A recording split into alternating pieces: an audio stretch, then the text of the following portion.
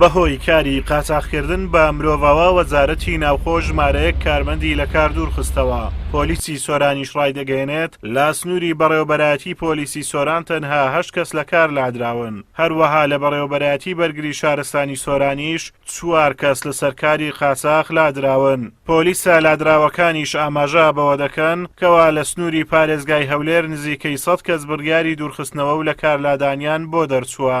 بەپێی وتەی پۆلیسی سۆران ئەو کارمەندانەی وەزارەتی ناوخۆ کاری تەکسیان کردووە و هاوڵاتیان بە قاچاق بۆ دەرەوەی هەرێم گواستۆتەوە و بەپێی مادەی 45 لە یاسای سزادانی هێزەکانی ئاسایشی ناوخۆ ئەنجومەنی لێکۆڵینەوەیان لەسەر پێک هاتووە و لەسەر ڕاستپاردەی لێکۆڵینەوەکان و بەهۆی زیانگەیاندن بە بەرژەوەندی گشتی لە ڕاژەکانیان دەرکراون. بە ڕێبەرایەتی پۆلیس سۆران 8 کارمەندی لە ڕاژە دەرکراون لەسەر ڕاستپاردەی ئەنجومەن لێکۆڵینەوە لەبەرەوەی ئەو کارمەندانە پێشتر لەسەر بە قاچاقبردنی هاوڵاتی بۆ دەرەوەی وڵات لەلایەن بەڕێوەبەرایەتی ئاسایش دەستگیر کرابوون پەڕاوی لێکۆڵینەوەی قەزاییان بۆ کراوەتەوە. دواتر ئێمە بەپێی مادەی 45 لە یاسای سزادانی هێزەکانی ئاسایشی ناوخۆ ئەنجومەنی لێکۆڵینەوەیان لەسەر پێکهاتووە لەسەر ڕاستپاردەی ئەنجومەن لێکۆڵینەوە لە ڕاژە دەرکراون لەبەرەوەی زەرەر بە بەرژەوەندی گشتی سلشی پۆلیس دەگەینێت.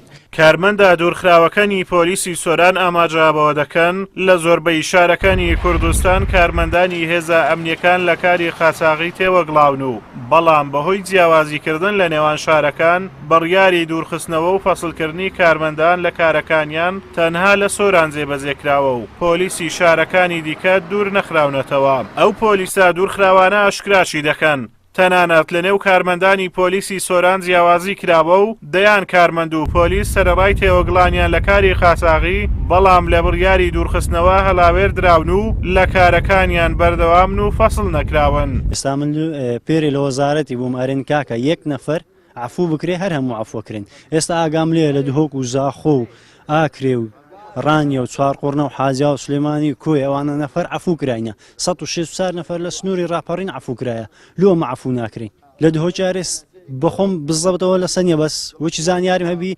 270 نەفەر عفو کرایە لۆمە عفو ناکرین. ئێستا لە سۆران لە ناو سۆران نەفەر عفو کرایە لۆمە عفو ناکرین.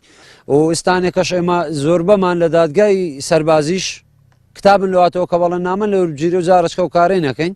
ئێستا شەوانە ئەستاینە جارێکی دیکە کتابەکە نوکراوە و دوونێ کتابەکاتە دایرێمە کامە دەست لە کارەر بگرین. ئەمن بەش بە حاڵی خۆم ئەوڕۆکەوا خەریکم عملاتی مۆکۆی بینن دەستە کارەرەگرم.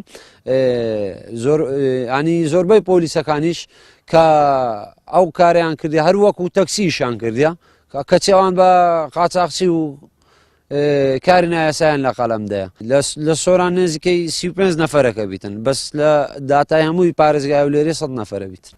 بەهۆی هەڵکەوتەی جوگرافی دەڤەری سۆران کە دەکەوێتە سێگۆشەی سنووری عێراق ئێران و تورکیا و هەروەها خراپی بارودۆخی ئەمنی شارەکانی سووریا و عێراق و نیشتەجێبوونی هەزاران هاوڵاتی ئەو دوو وڵاتە لە ناوچەکە و هەڵهاتنیان بۆ ئەوروپا سەدان قاچاقچی لە دەڤەرەکە کەوتنە دەرباسکردن و گواستنەوەی هاوڵاتیان بۆ ئەوروپا و چەندین جاریش بەهۆی کەمتەرخەمی قاچاقچیەکانەوە دەیان پەنابەر لەسەر سنوورەکان لەسەر ماڕەق بوونەوە و گیانیان لەدەستدا. ئازادۆمەراوەی کەناڵی ئاسمانی پەیام قەزای سۆران.